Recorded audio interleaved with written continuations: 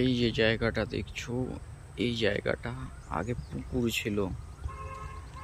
তো বর্তমানে এই জায়গাটায় রাস্তা করে দেওয়া হয়েছে।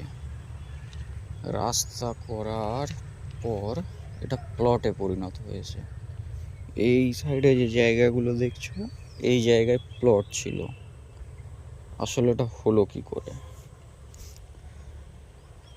আসলে প্রত্যেক দিন সকালে এখানে কেউ না কেউ এসে মাটি ফেলে যেত। এই জায়গায় পুরো পুকুর ছিল। মাটি ফেলতে ফেলতে, ছাই ফেলতে ফেলতে জায়গাটা ভরাট হয়ে যায়। এখন এই জায়গাটা